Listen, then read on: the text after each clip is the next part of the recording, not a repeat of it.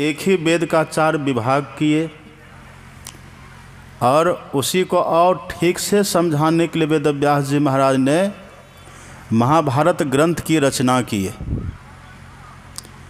और भी खूब बढ़िया से समझाने के लिए और सरल बनाने के लिए वेदव्यास जी ने उसी वेद के भाव को, वेद के ज्ञान को, वेद के संदेश को समझाने के लिए वेदव्यास जी महाराज ने 18 पुराणों की रचना कर दी। और सब कोई जानते हैं अपने यहाँ 18 पुराण है, जिसमें 17 को तो पुराण कहते हैं और 1 को महापुराण कहते हैं, जिसको कहते श्रीमद् भागवत महापुराण। उस भागवत ग्रंथ में वेदव्यास जी महाराज ने इसी वेद ज्ञान को समझाने के लिए तरह तरह से प्रसंग बस उनका विवेचन किया है। और सब कोई जानते हैं इस भागवत ग्रंथ के जो मुख्य वक्ता हैं वह है शुकदेव जी महाराज और श्रोता है परीक्षित जी महाराज। तो शुकदेव जी महाराज ने परीक्षित जी से कहा है, अथवा यूँ कह दीजिए कि वेदव्यास जी महाराज ने ऐसा वर्णन क्या लिखा है, इस संसार में 3 चीज़ बहुत दुर्लभ है। दुर्लभ कहते उसको जिसको पाना बहुत कठिन है, जो बड़ी कठिनाई से मिले, जिसको पाने के लिए थोड़ी मेहनत करना पड़े, परिश्रम करना पड़े, दौड़ भाग करना पड़े, हिम्मत जुटानी पड़े, और तब मिल सके, तब उसका लाभ हो सके, उसी को कहते हैं दुर्लभ है। वेदव्यास जी कहते हैं, लिखते हैं, इस संसार में 3 चीज़ बहुत दुर्लभ है, अर्थात इन 3 चीज़ों को पाना बहुत कठिन है। कोई बहुत मेहनत करे, बहुत परिश्रम करे, बहुत पुण्य करे, जिनके भाग्यों का उदय हो जाए, अथवा जिन पर ईश्वर की बड़ी कृपा हो, ये सब संजोग जब जीवन में लगता है तब व्यक्ति के 3 चीज़ें मिलती हैं। आप पढ़ेंगे भागवत में वेदव्यास जी कहते हैं, दुर्लभो मानुषो देहो दहीनाम क्षण भंगुरः तत्रापि दुर्लभम मन्ये वैकुंठ प्रिय दर्शनम। वेदव्यास जी कहते हैं संसार में जो सबसे दुर्लभ चीज़ है, जिसका पाना बहुत कठिन है, जो अपने से कोई व्यक्ति पा ही नहीं सकता, अथवा दुनिया का कोई व्यक्ति भी जो नहीं दे सकता, न पुण्य करके पा सकता है, न तो मेहनत करके पा सकता है, किसी के सहयोग से पा सकता है, न तो वो जो सबसे पहली वस्तु है, सबसे प्रधान पदार्थ है, वेदव्यास जी कहते हुआ है मानव का शरीर। ये अपने से कोई नहीं पा सकता।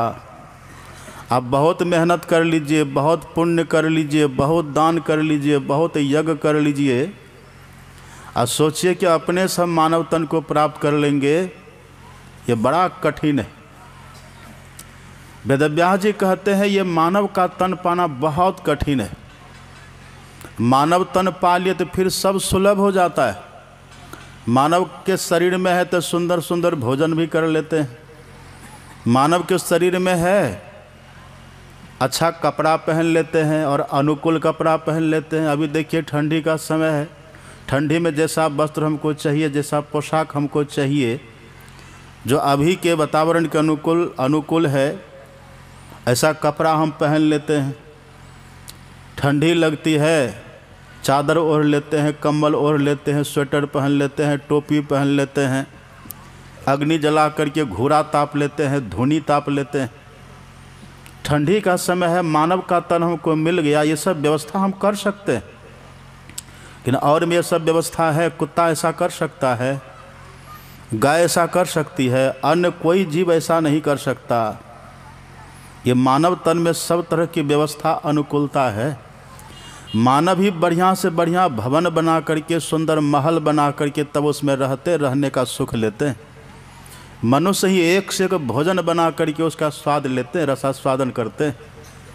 गाय के लिए, भैंस के लिए तो बस निश्चित वो हरी घास ही सब दिन खाएगा, वो बस कुट्टी भूसा ही खाते रहेंगे। लेकिन मनुष्य को देखिए, कभी खीर खाता है तो कभी पूड़ी खाता है, कभी तरह तरह का मिष्टान खाता है, मेवा खाता है, 56 प्रकार का व्यंजन भोग मनुष्य तो लगाता है।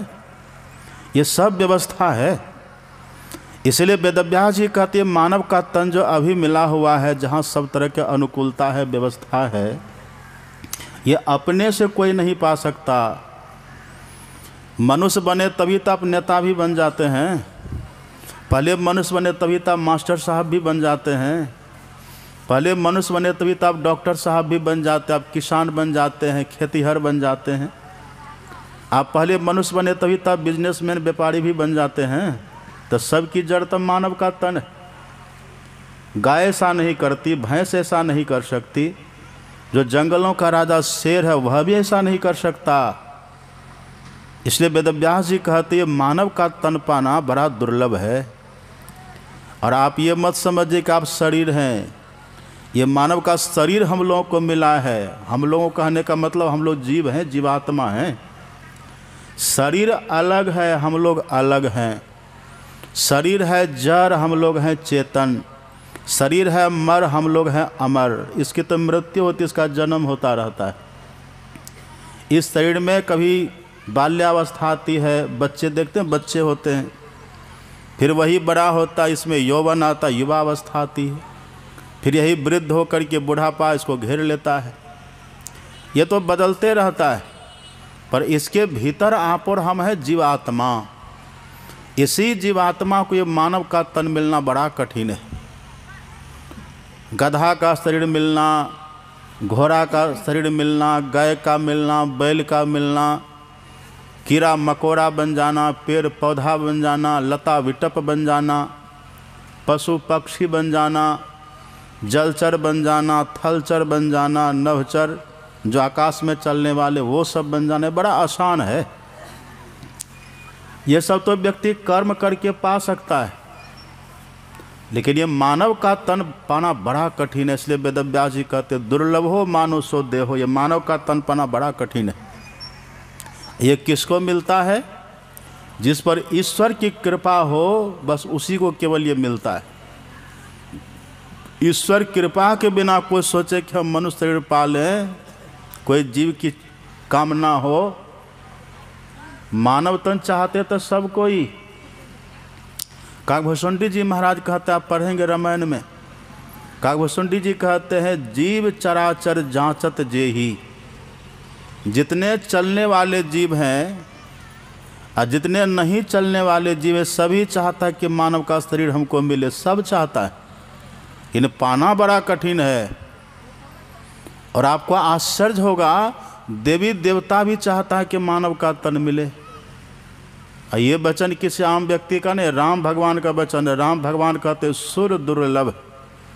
ये मानव का तन देवता को पाना भी बड़ा कठिन है, पर चाहते वो भी है, सबको नहीं मिलता। जिन पर ईश्वर की बड़ी कृपा होती है वो करुणा करते हैं। दया की दृष्टि से जब ईश्वर किसी को देखते हैं तभी ये मानव का तन मिलता, नहीं तो पाना बहुत कठिन है। मान लीजिए ईश्वर की कृपा हो गई, मानव का तन हमको मिल गया, इसको सब दिन रख पाइएगा? रख पाएंगे सब दिन इसको? अब कितनों बॉडीगार्ड रख लीजिए, अब कितनी भी बड़ी भयंकर हार्ड सिक्योरिटी में चलिए, गार्ड रख करके चलते ना लोग आजकल गार्ड लेके चलते हैं। आप कितनी भी व्यवस्था लेकर के चलिए, पर इसको सब दिन रख पाइएगा? इसको रख नहीं पाएंगे। तो पहला तो दुर्लभ यह है कि मानव का तन मिले, यही सबसे बड़ा दुर्लभ है। और यदि मानव का तन ईश्वर कृपा से मिल भी गया तो इसको अपने इच्छा अनुसार, अपने मनोनुकूल आप चाहिए कि हम सब दिन रखें, तो रख पाइएगा? नहीं रख पाएंगे। आप कितना भी परिश्रम कर लीजिए, कितना भी अकल लगा लीजिए, कितनी भी बुद्धि लगा लीजिए, कितना भी दिमाग खपा लीजिए, कुछ भी कर लीजिए, इस मानव तन को सब दिन आप रख नहीं पाएंगे। एक व्यक्ति ने कहा कि बाबा हम बूढ़ा कभी नहीं होंगे। तो हमने कहा क्यों आप बूढ़ा कभी नहीं होंगे? कहा हम च्यवनप्राश खाते हैं। तो च्यवनप्राश खाने से सब दिन जवान रहिएगा? च्यवनप्राश जिस ऋषि के नाम पर बना है ना, च्यवन ऋषि के नाम पर बना है ये। और अश्विनी कुमार ने उनको बना करके दिया था। वो च्यवन ऋषि भी बूढ़ा होकर के मर के संसार से चले गए। तो च्यवन प्राश खाने वाले सब दिन जवान ही रहेंगे। कब शरीर छूटेगा, कब बूढ़ा होंगे और कब ये छूटेगा, कोई आता पता नहीं है। ये भी मत सोचे कि बूढ़ा होकर के ही मरेंगे, ऐसा भी निश्चित है नहीं। बालक नहीं यौवने, नहीं वृद्धि कछु बंध, वह अवसर नहीं जानिए जब आए परे जम फंद। जब का फंदा कब आएगा है किसी को जानकारी? कोई नहीं जानता है। कितना बच्चा तो माँ के पेट से मर करके ही जन्म लेता है और कितना जन्म लेते ही मर जाता। अभी हम थे गोड्डा में गौशाला है अपनी, बहुत बड़ी गौशाला है। अब वहाँ हर साल ध्यानाभ्यास 2 बार होता है। वहाँ हम साल में 2 बार रहते हैं, 15-15 दिन करके। ऐसे रहते तो हम कुप्पा घाट हैं, पर वहाँ जाते रहते हैं। बड़ी गौशाला है वहाँ बहुत गायें रहती हैं। गुरु महाराज के नाम से गौशाला है गोड्डा में। वहाँ ये 3-4 दिन पहले की बात है, हम वहाँ गौशाला में ही थे। एक बहुत सुंदर गाय है अपनी, बहुत बढ़िया गाय, देसी गाय, बहुत बढ़िया, एकदम भोली भाली। उसको कहीं पकड़ लीजिए, सींग पकड़ लीजिए, सींग पकड़ के उसका लटक जाइए, बहुत भोली, कुछ नहीं करती। हमको बहुत मानती है। हम जब भी गाय के पास जाते एकदम सूंघेगी, बढ़िया से सूंघती है, देखती है। बहुत सुंदर अच्छी गाय, कोई दान किया है वहाँ। उस गाय को हम देखे, हम वहीं थे। बेचारी बियाई गाय ने बच्चा दिया, इतना सुंदर बच्चा, हम देख के गदगद हो गए। गिर नस्ल होता है ना, आप जानते हैं ना, गिर नस्ल की गाय होती है, बहुत सुंदर गाय। गिर नस्ल के गाय में सोना का अंश होता है, उसका दूध बहुत पुष्टिकर होता है। बहुत सुंदर बच्चा, यद्यपि वो देसी थी, एकदम देहाती गाय थी, पर वो गिर नस्ल का बच्चा दिया। एकदम बड़ा बड़ा कान था उसका, बहुत सुंदर बच्चा। देखे बड़ा अच्छा लगा, मन खुश हो गया। लेकिन आश्चर्य हुआ, बच्चा जन्म लिया और जन्म लेते बस 1-2 मिनट रहा, वो 1-2 मिनट के बाद ही मर गया। इतना सुंदर बच्चा, आप समझिए। वहाँ गाय के पेट में, माँ के पेट में 9 महीना, कहा वहाँ जो रहने वाले थे, कहा कि बाबा ये 9 महीना 15 दिन गाय के पेट में रहा। समझिए कैसा वो दुखद स्थान है। 9 महीना तक वहाँ माँ के पेट में बिल्कुल पैक हो करके, वहाँ बंद हो करके रहा। न धूप, न हवा, न कोई व्यवस्था, वहाँ रहा। इतना दिन के बाद बाहर निकला, निकलते ही मर गया। अब फिर वो कहाँ वो जीव गया होगा, कितना भटका होगा, कहाँ गया होगा, ये किसी को पता नहीं चला। विमूढ़ा नानु पश्यन्ति ज्ञान चक्षुषः। जिसके पास ज्ञान की दृष्टि होती, वो देख लेता कि मर के कौन कहाँ जा रहा है, पर सबको ये बात तो पता नहीं चलता। हमको बड़ा दुख हुआ कि बेचारा बच्चा ये इतना दिन तक इस पेट में रहा, कितना दुखद स्थान में रहा। ये तो हम आपको गाय की बात कहते हैं। गाय तो तब भी, गाय तो लंबी खड़ी होती है ना, वहाँ तो बच्चा आराम से सो करके रहता है। वहाँ तो गाय के पेट में गाय का जो बच्चा होता है ना, वो सीधा रहता है, वो आराम से लेटा रहता है। और आप जानते हैं, हम लोग जो मनुष्य है ना, मनुष्य के पेट में जो मनुष्य के जो माएँ जो होती, माताएँ जो होती हैं, माताओं के पेट में जो बच्चा होते तो उल्टा टंगा रहता है। गाय का बच्चा तो तब भी वो सीधा रहता है, उसका मुंह रहता है एकदम पीछे की तरफ, उधर धर रहता, तब भी वो सीधा रहता है। और हम सब जो माँ के पेट में रहे हैं पूरे 9 महीना, वहाँ तो बिल्कुल उल्टा लटक करके रहते हैं। वहाँ खून होता है, पीव होता है, रस होता है, रक्त होता है, क्या क्या वहाँ रहता है। गंदगी से भरी रहती है उस जगह। मलमूत्र की थैली जहाँ रहते, वहीं पर हम 9 महीना तक पड़े रहता। आप कल्पना करिए, वहाँ रहते हैं। कितना तो वहाँ रहते रहते माँ के पेट में ही मर जाता है। और आपको आश्चर्य होगा, कितने को मार दिया जाता है वहीं। बहुत ये घटना घट रही है, जानते ना, भ्रूण हत्या। माँ के पेट में बच्चा को मार देता है। ईश्वर की कृपा उन पर हुई, मानव तन देखिए मिल गया। लेकिन मानव तन पाने के बाद भी कब वो मरेगा कोई आता पता है? वहीं मर जाता है, कितने को मार दिया जाता है। माँ के पेट में भी बच्चा को ज्ञान होता है, बोध रहता है। अब किसी को आगे मत आने दीजिएगा, उधर ही रोकिए सबको। वहाँ भी बच्चा को ज्ञान होता है। अब वहाँ कोई बच्चा को मारे, आप कल्पना करिए ये कितना दुखद होता होगा। उस बच्चा को भी कष्ट होता है, उसको भी दुख होता है। कितना वहीं पर मर जाता है, कितना को मार दिया जाता है।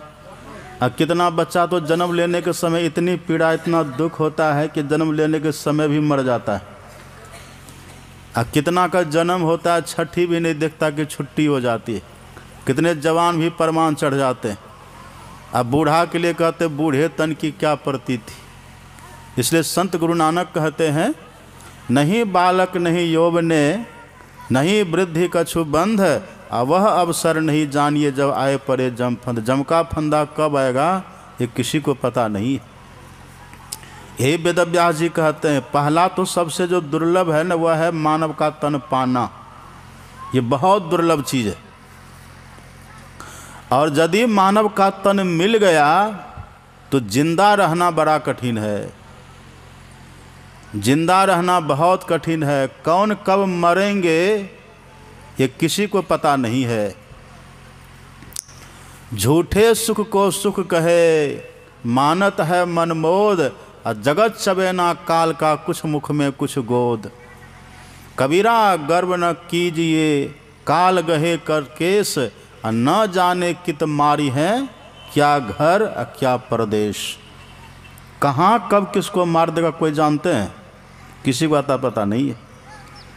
तो दूसरा जो सबसे दुर्लभ चीज़ है, वेदव्यास जी कहते हुआ है मानव का तन जिंदा रहना।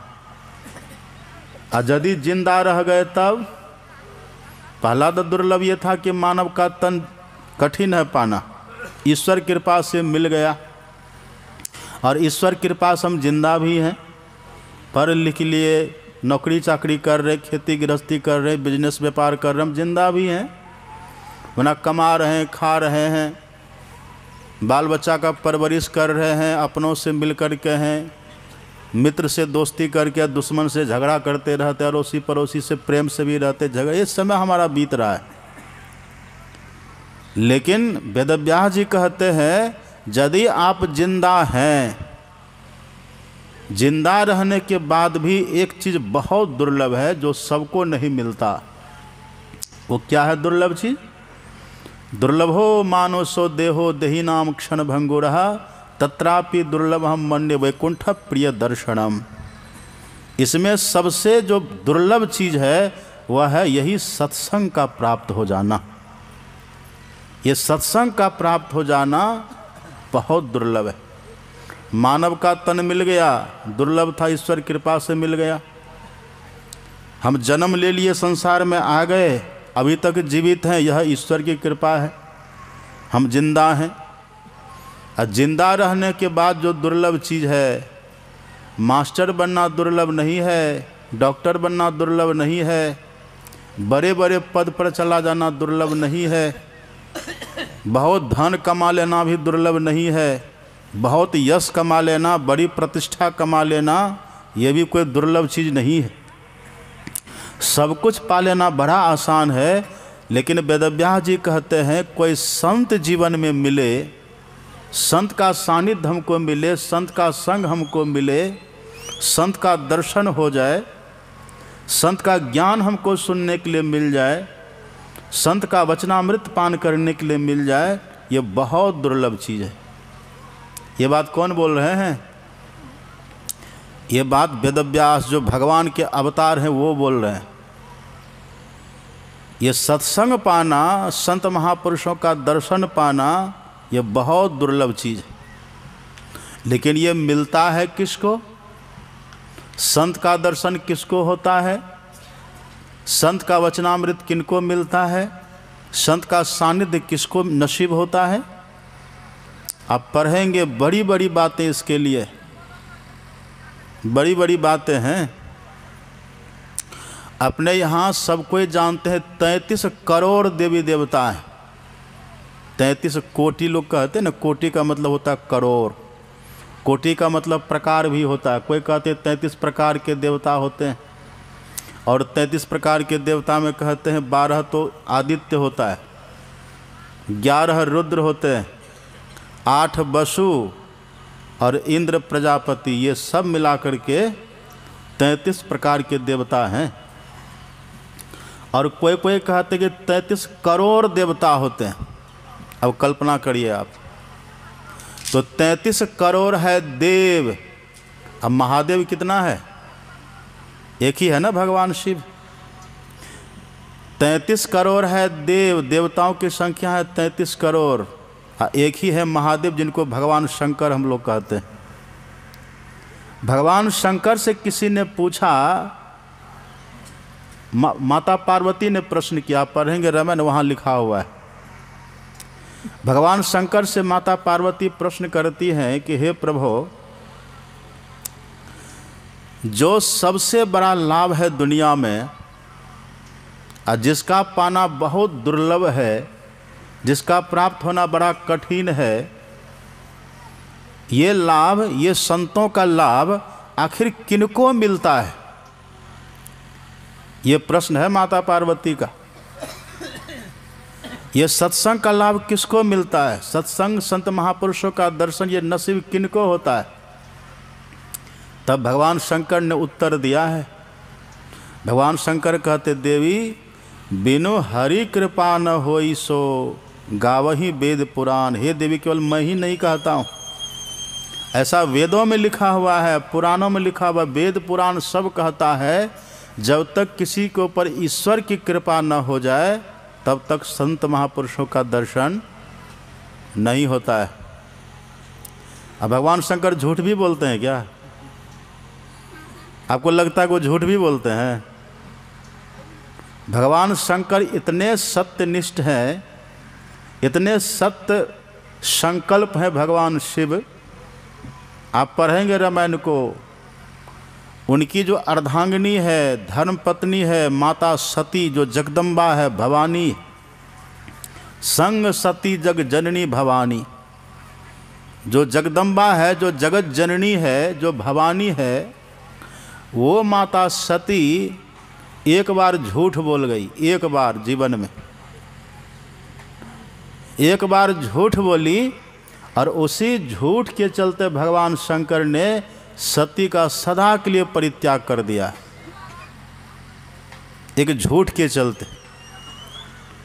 ऐसे जो भगवान शंकर है, इतनी सुंदर पत्नी, इतनी पतिव्रता, दक्ष की पुत्री, ऐसी पत्नी को, ऐसी पतिव्रता को, ऐसे परम सुंदरी को, त्रिलोक सुंदरी को भगवान शंकर ने एक झूठ के चलते सदा के लिए परित्याग कर दिया है।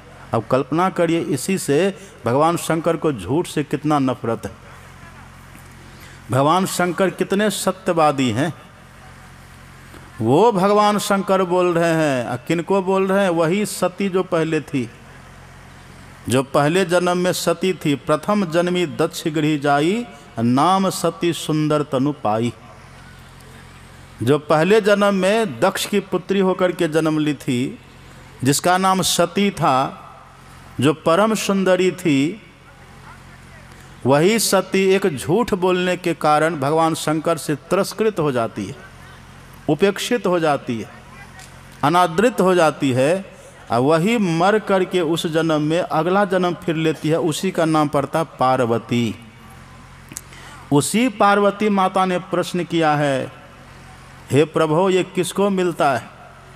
और क्यों प्रश्न किया आप जानते हैं ना? जब वो सती देह में थी पार्वती माता, तब भगवान शंकर सती को साथ में लेकर के गए थे वहाँ कुंभज ऋषि के आश्रम में सत्संग सुनने के लिए। एक बार त्रेता युग माही, शंभु गए कुंभज ऋषि पाही। असंग सती जग जननी भवानी, पूजे ऋषि अखिलेश्वर जानी। राम कथा मुनि वर्ज बखानी, सुनी महेश परम सुख मानी। सती वहाँ गई तो थी शंकर भगवान के साथ में सत्संग सुनने के लिए, पर सती ने वहाँ जाकर के भी सत्संग नहीं सुना।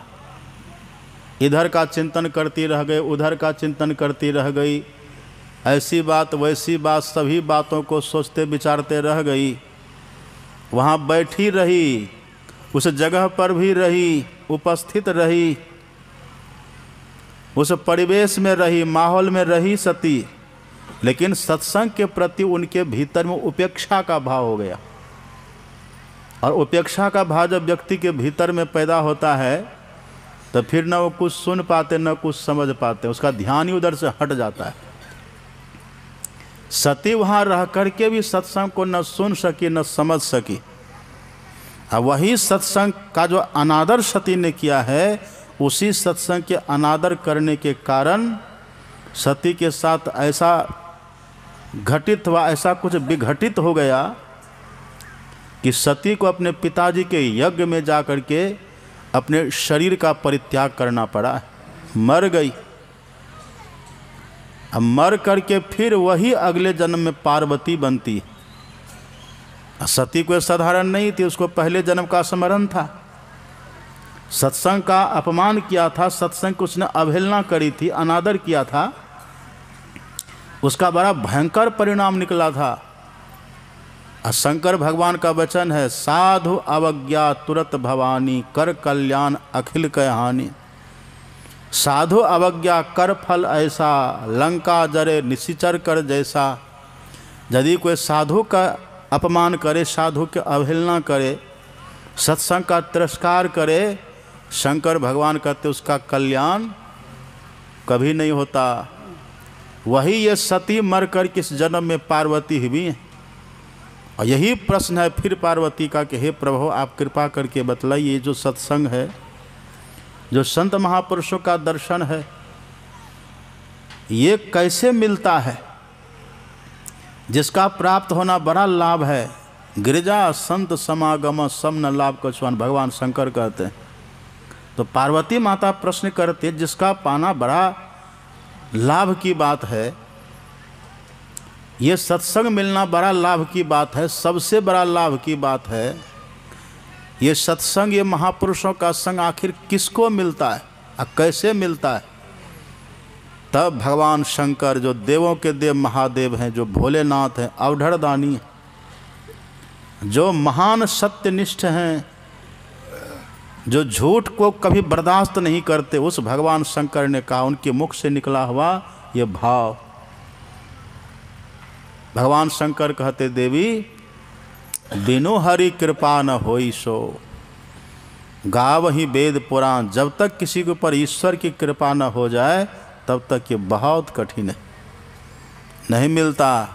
यहाँ जो सब आप लोग आकर के बैठे ऐसे बैठे हैं, खुर्दा में इतने लोग हैं क्या? खुर्दा का तो सब है भी नहीं, कहाँ कहाँ से, जदवा पट्टी कहाँ कहाँ जो दूर दूर से सब लोग आकर के बैठे हैं। जदवा पट्टी, करवैली, लक्ष्मीपुर, चंडी स्थान, केवटगामा, सिगरहटी, कहाँ कहाँ से कुछ कुछ लोग आकर के यहाँ, और आएंगे भी। ये कौन आते हैं यहाँ? जिनको ईश्वर चुनते हैं, जिन पर ईश्वर की बड़ी कृपा होती है, वही यहाँ आकर के बैठते हैं। यही भगवान शंकर कहते, बिनु हरि कृपा न होई सो। हे देवी, ये बिना ईश्वर कृपा के हो ही नहीं सकता।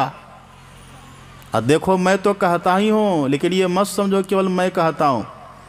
भगवान शंकर कहते, गावहि वेद, वेद गाता है इस बात को। अब वही सुने ना आप अभी पाठ में, आप सुन रहे थे पाठ में, ओम युंजानः प्रथमं मनस्तत्वाय सविताध्यम अग्नेर ज्योतिर्निचाय पृथिव्या अध्या भरत। ये वेद भगवान का ये संगीत है, वेद भगवान का गाना है, ये गाते हैं वेद भगवान। वही भगवान शंकर कहते हैं कि वेद ने ऐसा गाया है। अब वेद भगवान कहते, हे मनुष्यों, यदि जगत पर सब करता ईश्वर को पाना चाहते हैं, यदि शब्द लगा हुआ, यदि चाहते हैं। अब कौन चाहते, यदि क्यों लगा करके बोल रहे हैं? यदि चाहते हैं तो यदि क्यों चाहते हैं? इसलिए चाहते हैं कि जब तक हम ईश्वर को नहीं जानेंगे, जब तक हम ईश्वर को नहीं पाएंगे, तब तक जन्म मृत्यु का दुख लगा रहेगा। और जन्म मृत्यु में बड़ा कष्ट होता है। तो वही वेद भगवान कहते, हे मनुष्यों, यदि आप ईश्वर का दर्शन चाहते हैं ना, जन्म मृत्यु के दुख से छूटना चाहते हैं। ये ठंडा का दुख तो कुछ भी नहीं है।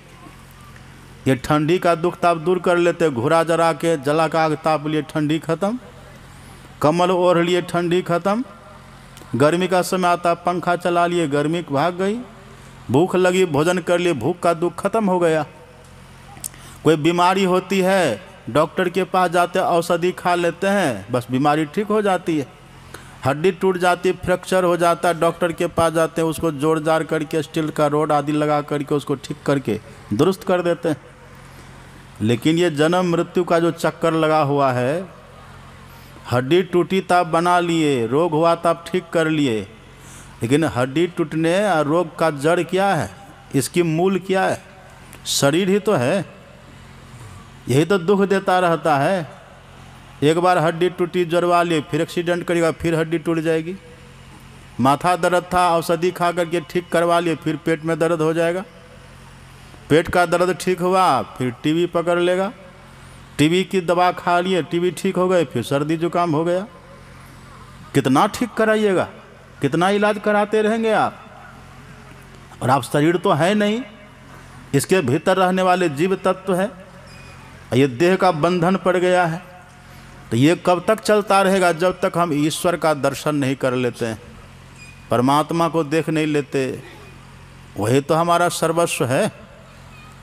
इसलिए वेद भगवान कहते उनको देखो, उनको पाओ, उनका दर्शन करिए।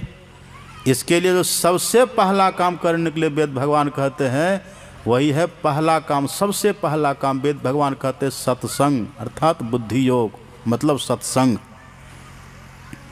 यही देखिए भगवान शिव कहते हैं, बिनु हरि कृपा न होई सो गावहि वेद पुराण। वेद ऐसा गा रहा है।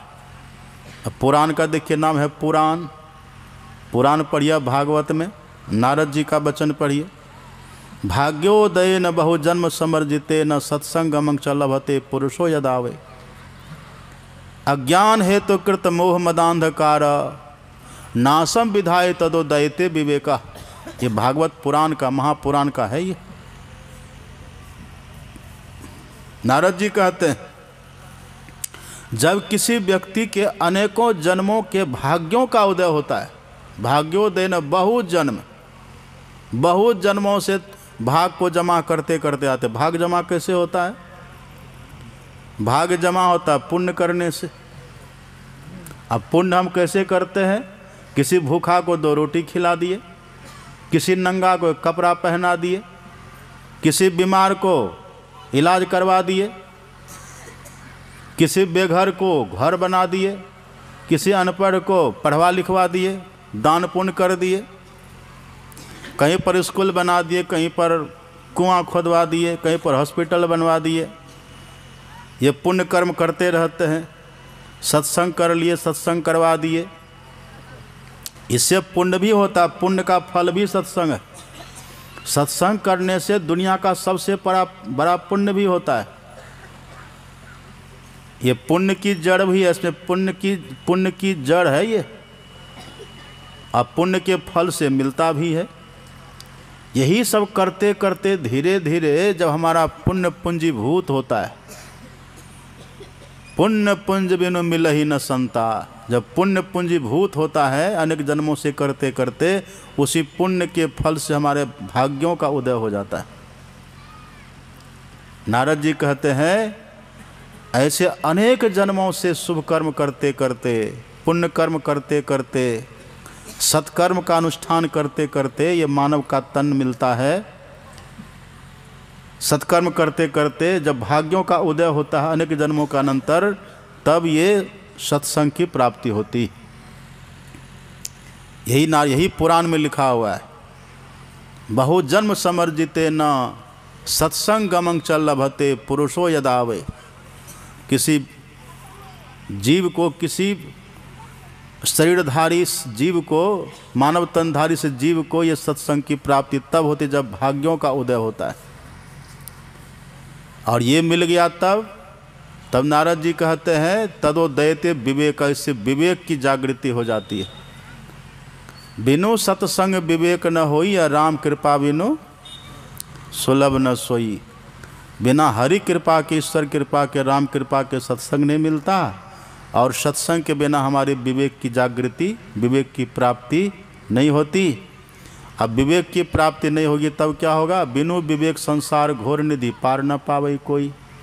बिना विवेक के संसार चक्र में, जन्म मृत्यु के चक्र में पड़े रहिए, बस दुख होता रहेगा।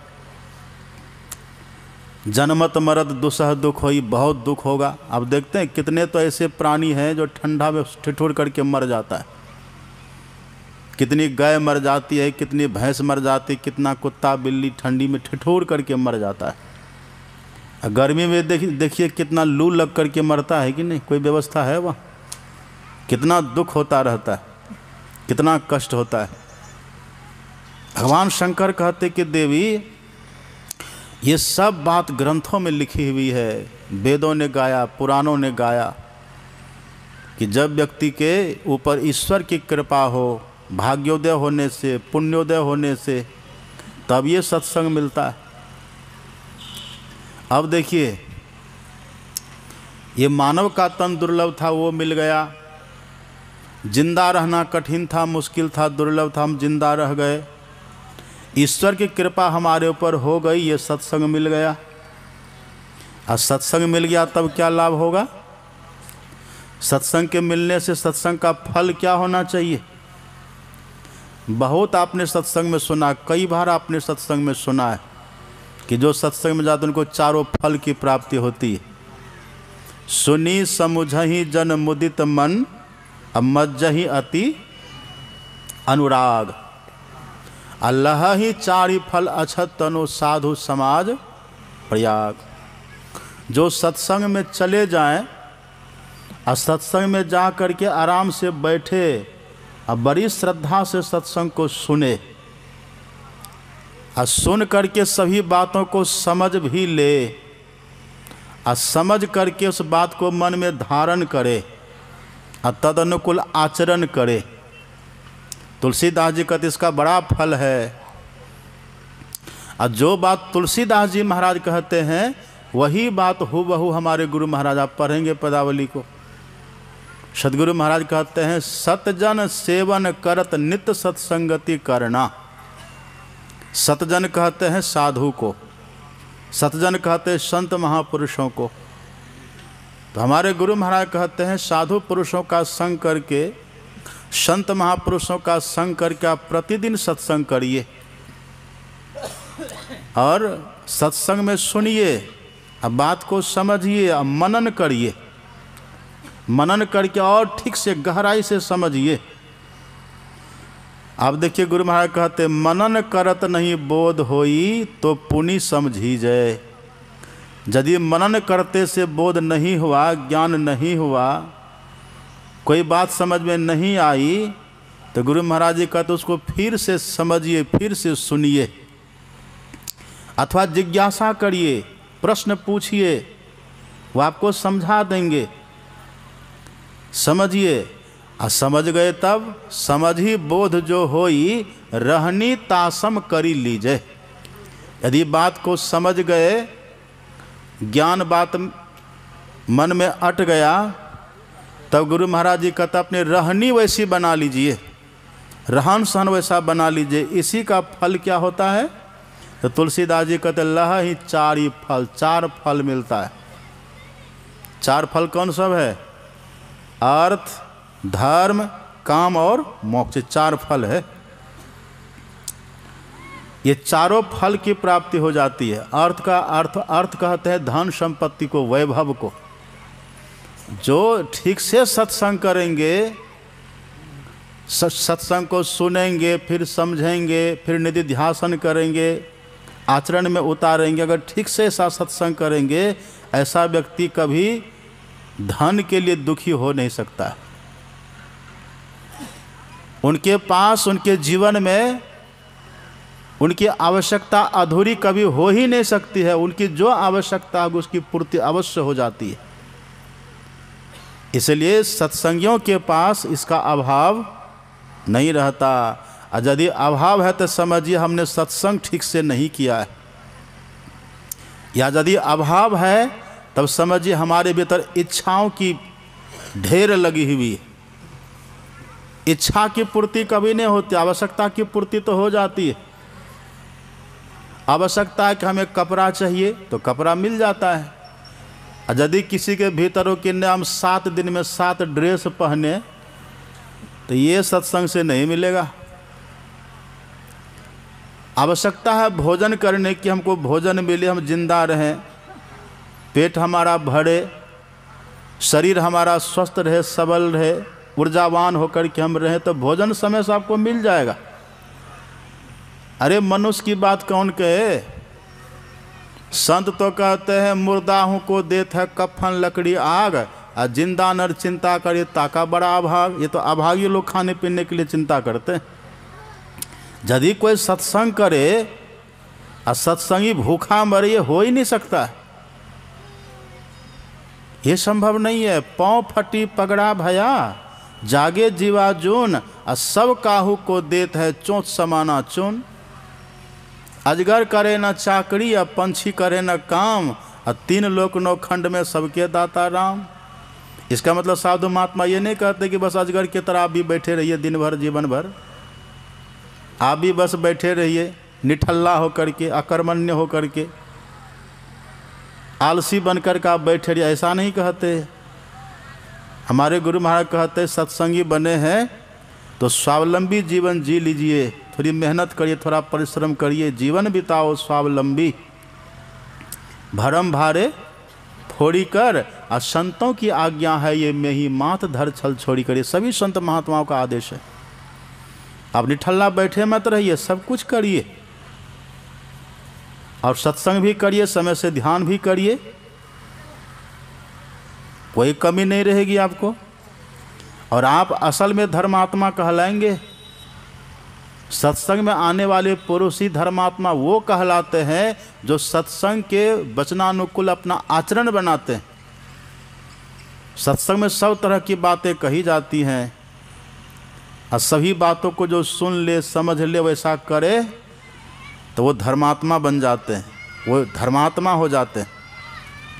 उनकी कामनाओं की पूर्ति होने लग जाती है, और जब उनकी मृत्यु होती है, उनका देहावसान होता है, शरीरांत होता है, तो उसके बाद उनकी सद्गति होती है। ये कितना लाभ है, ये सब तो लाभ है ही है।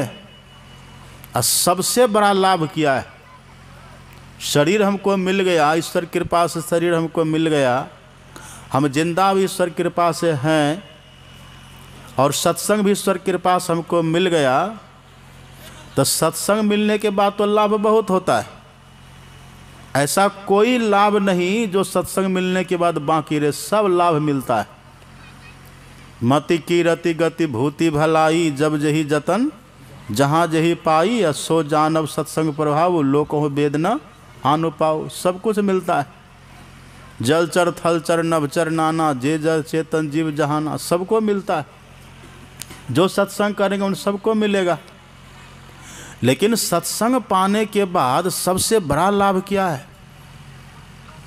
आपने सुना भगवान शंकर ने ये कहा कि इस दुनिया में सबसे बड़ा लाभ है सत्संग का मिलना। और सत्संग के मिलने के बाद तो बहुत लाभ मिलता है, लेकिन सत्संग मिलने के बाद सबसे बड़ा लाभ क्या है, सबसे श्रेष्ठ लाभ क्या है? आपको पता नहीं होगा, अथवा होगा तो आश्चर्य लगता होगा।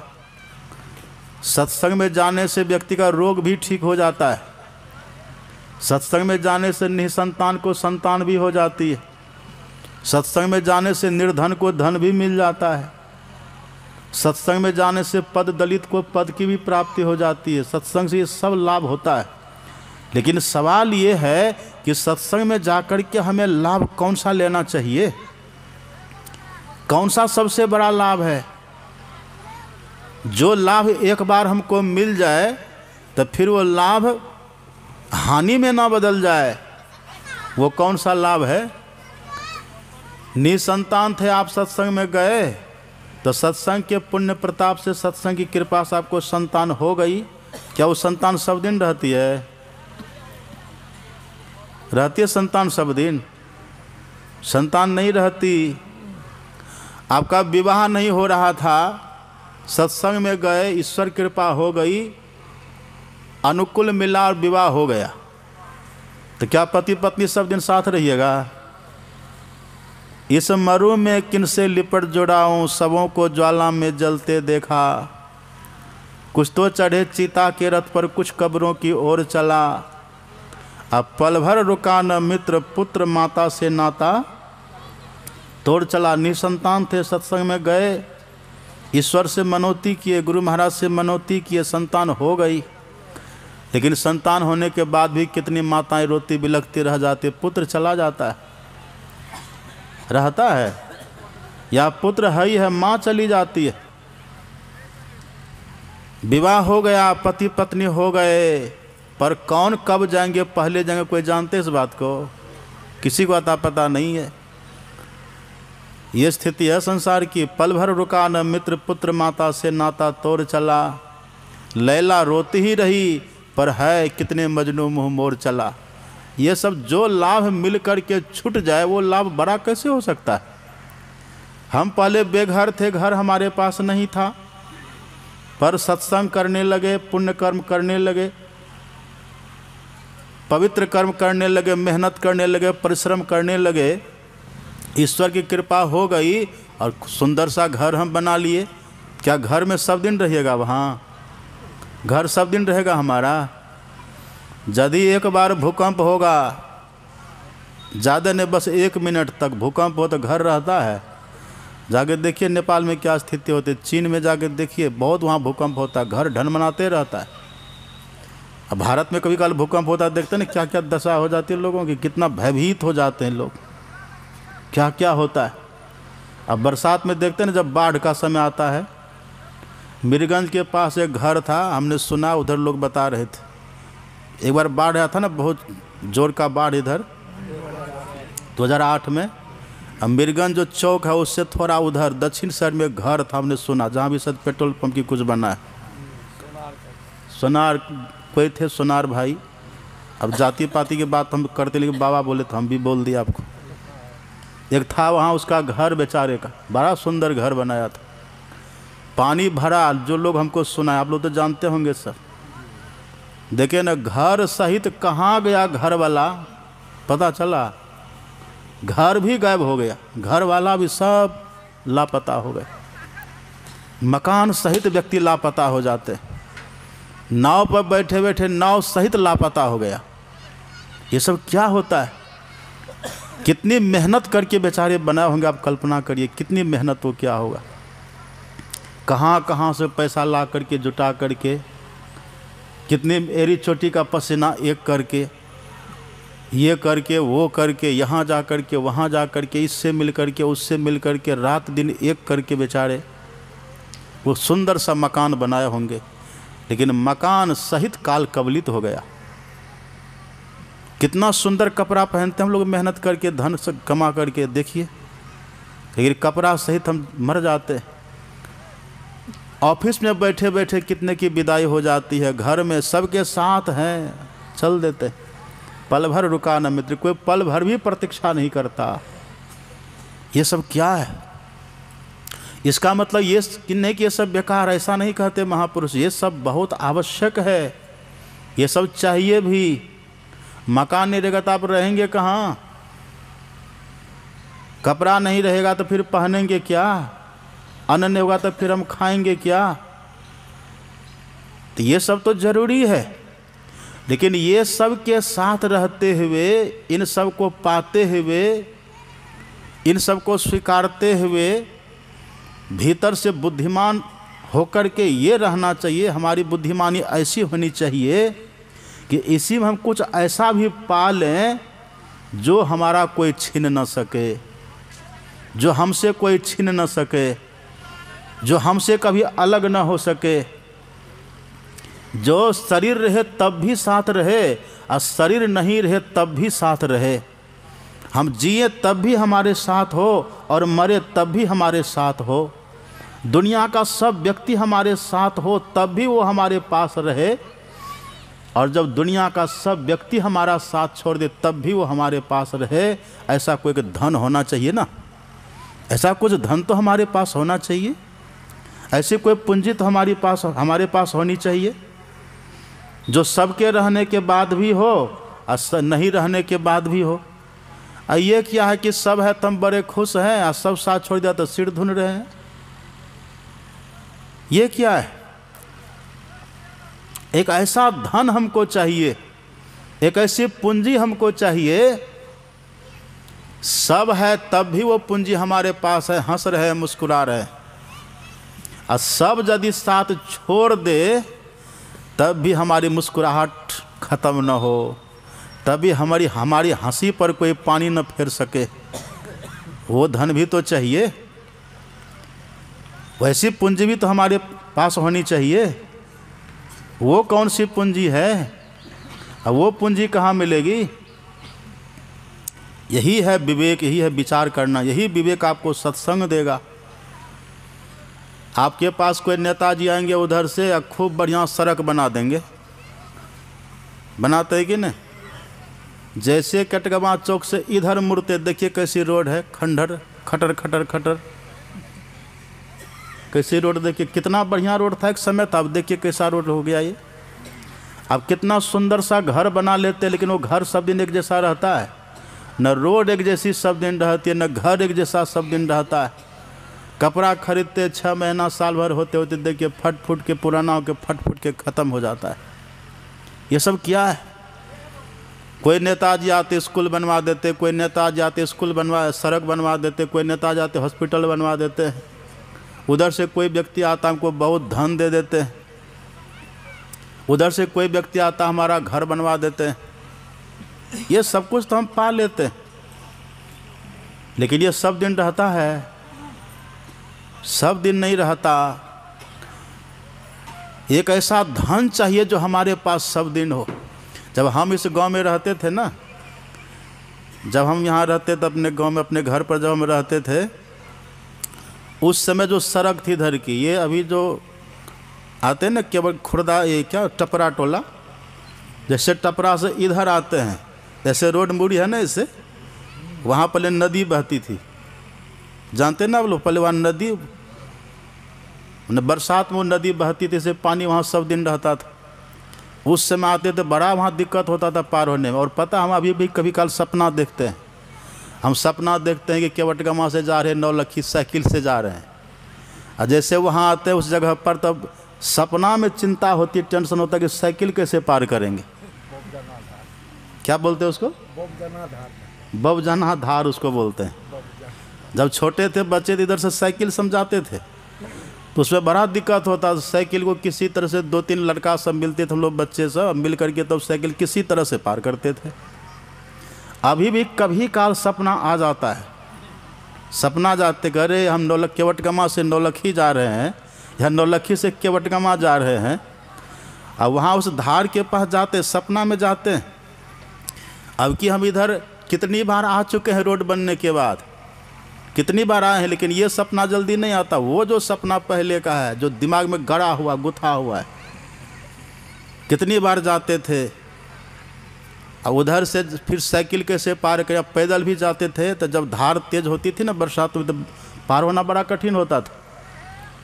वो सब बात अब भी सपना में आती है, लेकिन वो दृश्य अभी है, वो दृश्य अभी नहीं है। अब मन में होता कि वो दृश्य रहता कितना अच्छा होता, वही दृश्य बढ़िया था, ऐसा लगता है वही दृश्य बढ़िया था, ऐसा मन में एहसास होता है। बहुत ऐसे ऐसे लोग थे इधर के, जब हम छोटे थे, उन लोगों से जब मिलते थे बड़ा अच्छा लगता है, अच्छा लगता था। हम रात भी कितने से पूछे कि फलाना है कि नहीं, कहा हाँ बाबा है पर वहाँ है। बोले वो फलाना है कि ना, हाँ है पर वहाँ है। तो हम कहते तो उसको तब नाती पोता भी हो गया होगा, कहा हाँ नाती भी है, पोता सब उसको हो गया। अब वो अवस्था, वो उम्र, वो शरीर खोजते तो नहीं मिलता है। ये देखिए कितना बदल रहा है, ये सब परिवर्तन हो रहा है। न वो सड़क मिलती है, न वो व्यक्ति मिलता है, व्यक्ति में तो नाक नक्शाब नहीं रहा, सब बदल गया। अब कितना लोग तो मर गए। हम आते पूछे कि वो बिंदी बाबू है कि नहीं, बिंदी और जानते ना आप, शर्मा जी जो थे, बिंदी बाबू शर्मा जी हैं, अरे देखिए पीछे बैठे हुए। जब मेरे दादाजी थे, मेरे घर पर जाते थे, वो गाड़ी का पहिया बनाते थे, तब देखते थे। आते हैं पूछे वो हैं कि नहीं, बोले बाबा हाँ हैं। लेकिन अब वो जो थे बिंदी बाबू देख क्या वो नहीं, बदल गए। अब हमको देख करके भी संतोष नहीं होता है, ये वो वाला नहीं जो हम पहले देखते थे। वो सब कुछ बदल गया, वो कान बदल गया, नाक बदल, है तो वही पर उसका डिजाइन बदल गया। अब कोई कहेंगे कि हाँ बाबा यही है बिंदी बाबू, तब पता चलता वो यही है। अचानक देख लेंगे तो हम पहचान नहीं सकेंगे, न ये लोग हमको पहचान सकते हैं। कभी कभी ऐसा भी होता है। लेकिन आप विचार करिए, एक ऐसा धन हमारे पास हो जो हमारे पास रहे तो सब दिन वैसा ही रहे, सब दिन बरकरार रहे, जिसके लिए न कभी शोक हो, न कोई संताप हो, न खोने का डर हो, न बिछुड़ने का डर हो, न किसी के चुराने का डर हो, न वो आग में जल सके, न पानी में बह सके। ऐसा एक धन तो हमारे पास होना चाहिए ना। वही धन जब किसी को मिलता है तो वो परम संतुष्ट हो जाता है, वो भीतर से कृतकृत्य हो जाता है। जो धन एक बार मिले तो फिर कभी खोए नहीं, जो कभी बिछड़े नहीं, जो हमारे पास सदा के लिए बरकरार हो जा रहे, अमानत रहे हमारा। यही है सत्संग का सबसे बड़ा लाभ, ये सबसे बड़ा लाभ है। और जो सत्संग हमको ये बड़ा लाभ दे दे, वास्तव में वही सत्संग है। लेकिन अब तो सत्संग में भी भूत खेल होने लगा, सत्संग में अब जादूगिरी होने लगा। अब लोग सत्संग करते हैं, भगवान की चर्चा करते, भगवान की बात करते, वो भी बाहरी बात करते हैं, धर्म की बात करते, वो भी बाहरी बात करते हैं। लेकिन लोग कैसे आवे, लोग कैसे झुके, और लोग भी वहीं जाते जहाँ कोई जादूगरी दिखावे, जहाँ कोई भूत खेल हो, जहाँ कोई आशीर्वाद की बात हो, रोग भगाने की बात हो, मकान बनाने की बात हो, संतान पाने की बात हो, विवाह शादी की बात हो, लोग भी वहीं जाते हैं। ऐसे सत्संग में हम नहीं जाते जिस सत्संग में जाने के बाद ऐसा लाभ हमको मिले, जो लाभ कितना भी बाढ़ आ जाए तब भी उसको बहा न सके। ऐसा लाभ हमको मिले चाहे कितना भी अग्निकांड हो जाए पर उसको जला न सके। ऐसा लाभ हमको मिले चाहे पूरी दुनिया हमारा शत्रु बन जाए तब भी उस लाभ को छीन न सके। ऐसे लाभ की बात कोई नहीं करता।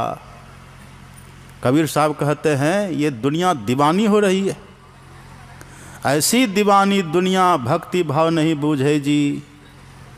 कोई आवे तो बेटा मांगे, लोग सत्संग में आकर के भी बेटा की मांग करते, संतान संतति की मांग करते। कोई आवे तो बेटा मांगे, यही गुसाई दीजिए जी। कोई आवे दुख का मारा, हम पर कृपा कीजिए जी। वो कहते हमारा दुख दूर कर दीजिए किसी तरह से। एक बार दुख दूर होगा फिर दुख होगा कि नहीं। माथा में दर्द था बहुत दिन से, गए सत्संग में, बाबा कृपा करिए ये माथा दर्द हमारा ठीक हो जाए। अब बाबा कृपा कर दिए, थोड़ा मंत्र मार दिए, जादू टोना कर दिए, माथा दर्द ठीक हो गया। कहते वाह यही गुरु हैं, यही बढ़िया बाबा हैं। लेकिन फिर दोबारा माथा में दर्द होता है कि नहीं कहिए। सब दिन के लिए ठीक होता है माथा दर्द, फिर हो जाता है। कुछ भी पा लीजिए वो फिर से ख़त्म हो जाता है। मिलकर बिछड़न को दुख भारी, वही कबीर साहब कहते हैं। ऐसी दीवानी दुनिया भक्ति भाव नहीं बूझे जी। कोई आवे तो बेटा मांगे, यही गुसाई दीजिए जी। कोई आवे दुख का मारा, हम पर कृपा कीजिए जी। कोई आवे तो दौलत मांगे, दौलत धन की याचना करते, धन की कामना करते। कहते बाबा धन नहीं है, कृपा करिए। अगर धन आपको पाने का आशीर्वाद दे भी देंगे तो क्या हो जाएगा, क्या मिलेगा आपको। इंदिरा गांधी थी न, गई थी देवरा बाबा के पास, हार गई थी बेचारी। देवरा बाबा के पास गई, कहा कि बाबा हार गया, आशीर्वाद दीजिए। कहा ठीक है जो आशीर्वाद देता हूँ, जीत जाओगी। वो जीत तो गई, प्रधानमंत्री बन गई, लेकिन रही सब दिन घरे में। देख के बेचारी को कैसे संजोग लगा, किसने घरे में छुप करके उसको मार दिया। कहाँ बची वो। राजीव गांधी को देखिए, वो भी बड़ा भक्त थे देवरा बाबा के, वो भी जाते तो आशीर्वाद मांगते रहते थे, बाबा आशीर्वाद देते रहते, तो वो भी प्रधानमंत्री बन गए। अब प्रधानमंत्री बन करके गए थे मुंबई शहर, मुंबई में वहाँ भाषण देना था उनको, पूरे शहर को नाकाबंदी कर दिया गया। वहाँ राजीव गांधी खड़ा है भाषण देने के लिए, लाखों की भीड़, एकदम गली गली चप्पा चप्पा वहाँ पुलिस का पहरा। लेकिन उसी भीड़ में प्रधानमंत्री है और उसकी सिक्योरिटी आप कल्पना करिए कैसा होगा। लेकिन वहीं पर कैसे कैसे बम फूटा और उनका वहीं चिथरी उड़ गया बेचारे का, रहा सब दिन। आप कल्पना करिए मेहनत कितनी, परिश्रम कितना, कहाँ तो बेचारा वो पायलट था, हवाई जहाज़ का ड्राइवर था वो, अब मेहनत किए, अब माँ का भी दिन रहा, कुछ प्रधानमंत्री बने। लेकिन देखिए परिणाम क्या हुआ। उसी का भाई था संजय गांधी, हम लोग को तो साइकिल नहीं मिलता चढ़ने के लिए, वो हवाई जहाज़ में उड़ रहा था वहाँ आकाश, वहीं उड़ते उड़ते वहीं प्लेन क्रैश कर जाता, वहीं पर एक्सीडेंट होता, वहीं वो मर जाता है। अब कहावत अपने यहाँ बन गया, कहावत बना राजीव मरा मद्रास में। अब ये कहावत लोग कहते हैं ना, राजीव गांधी मरे मद्रास में, इंदिरा गांधी मरी आवास में और संजय गांधी मरे आकाश में। मद्रास में भी मृत्यु का तांडव और आवास में भी मृत्यु का तांडव और आकाश में भी मृत्यु का तांडव। तो खुर्दा करवली केवटगांव में मृत्यु का तांडव नहीं है, सब जगह है।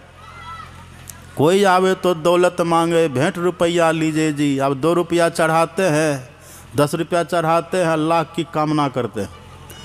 ये सत्संग का लाभ बड़ा लाभ नहीं है, ये नहीं है। कोई करावे ब्याह सगाई, सुनत गुसाई रिझे जी। कबीर साहब कहते सांचे का कोई गाहक नाही, झूठे जगतपति जय जी। जो जैसा ग्राहक होना चाहिए सत्संग माने के बाद, ऐसा ग्राहक कोई मिलता नहीं है। और देने वाला भी वही सब बैठा हुआ है। देने वाला भी अब जादूगरी करने लगा, सत्संग मंच पर जादूगर बन करके बैठा हुआ है। उनको भी भगवान की चर्चा से कोई मतलब नहीं, भगवान की कथा कम और जादूगर ज़्यादा, तंत्र मंत्र ज़्यादा, लोग उधर ही भाग रहा है। कबीर साहब कहते सांचे का कोई गाहक नाही, झूठे जगतपति जय जी। ये झूठे के पीछे, और झूठ कहते किसको? झूठ कहते जो मिल करके नहीं रहे, जो असत है, जो कभी रहे कभी नहीं रहे, वो झूठ होता है। और जो सब दिन रहे वो सत्य वस्तु है। एक ऐसा लाभ जो हमको मिले तो कभी छूटे ना, कोई छीन न सके, कोई लूट न सके, आग जला न सके, पानी उसको बहा न सके, उसमें कोई बट्टा बखरा न कर सके, कोई हिस्सेदारी न ले सके, ऐसा कौन सा धन है? वही धन का परिचय सत्संग आपको बताता है। हाँ, उसी परिचय बताने में सत्संग की महिमा भी है। वही दे दे लाभ ये सत्संग, तब इसकी महिमा सत्संग की होती है। तो आप देखेंगे ये पहला दिन का पहला सत्संग है ना, पहला सत्र का सत्संग है ये। अभी तो आपको 3 दिन सुनना है, 2.5 दिन अब बचा ना। आधा दिन तो आधा दिन का सत्संग तो बीत रहा, अब एक समय का सत्संग तो गया, बीत रहा है। और अभी आपको 5 समय का सत्संग सुनना है, और इसी लाभ की चर्चा होगी यहाँ। वो कौन सा लाभ है, वो लाभ हमको कैसे मिलेगा? जो सदैव हमारे साथ रहे, जब तक जिंदा हैं तब भी पास में, और जब यहाँ से जाएंगे तब भी पास में। और आप अकेला में कभी बैठ करके देखिएगा, सोचिएगा आखिर साथ क्या जाएगा, उस अंतिम यात्रा में हमारे साथ क्या चलेगा। जब यहाँ से चलेंगे दुनिया से तब क्या जाएगा। उसी लाभ का पता सत्संग बतलाता है, वही लाभ ये देता है। अभी तो समय बहुत हो रहा है, 10 बजने वाला है। 10 में आरती उड़ती होकर बस हो जाना चाहिए, तब ना ध्यान करेंगे। फिर वहाँ ये ध्यान शिविर भी चल रहा है यहाँ। अपराह्न काल में हम आपको सुनाएंगे विभीषण जी का प्रसंग। 3 दिन हम सुनेंगे, दिव्य प्रसंग है विभीषण और राम मिलन। विभीषण जी कैसे राम भगवान से मिले हैं, अब विभीषण जी क्यों मिले हैं, मिल करके उनको क्या मिला है, ये विभीषण जी थे कौन, इस प्रसंग को हम खूब बढ़िया से आपको 3 दिन यही प्रसंग सुनाएंगे यहाँ। ऐसे मैंने पहले सोचा था कि यहाँ पर सीता स्वयंवर की बात सुनूंगा, लेकिन उससे अच्छा हमको लगा इस क्षेत्र के अनुकूल और माहौल के अनुकूल कि यहाँ पर हम विभीषण और राम मिलन का प्रसंग सुनेंगे आपको। तो आप अपराह्न काल के सत्संग में समय से आकर के बैठिए और दूसरों को भी लाइए। यहाँ करके बैठ करके ये 3 दिन के सत्संग का हम लोग लाभ ले करके जीवन को कृतार्थ करें।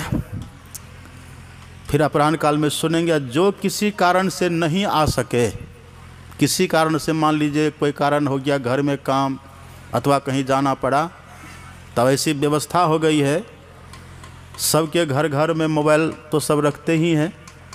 अपने अपने मोबाइल में सब YouTube में एक चैनल है संतमत दर्शन, उसको आप सब्सक्राइब कर लीजिएगा। आप कहीं भी रहेंगे आप सत्संग सुनते रहेंगे। यहाँ तो आप 3 दिन सुनिएगा ही, जहाँ कहीं भी हम रहेंगे दुनिया में आप हमेशा आपको मिलता रहेगा वो सत्संग, आप सुनते रहेंगे। तो अपने मोबाइल में सब ये संतमत दर्शन को सब्सक्राइब कर लीजिएगा। यहाँ आकर के तो सुनिए ही, यदि नहीं आ सके किसी कारण से तुम्हारे घर से ही सुन लीजिएगा। तो अपराह्न काल में और विशेष चर्चा याद रखिएगा, विभीषण मिलन का प्रसंग हम सुनेंगे। बड़ा दिव्य प्रसंग है वो। एक भजन होगा, फिर आरती होगी। श्री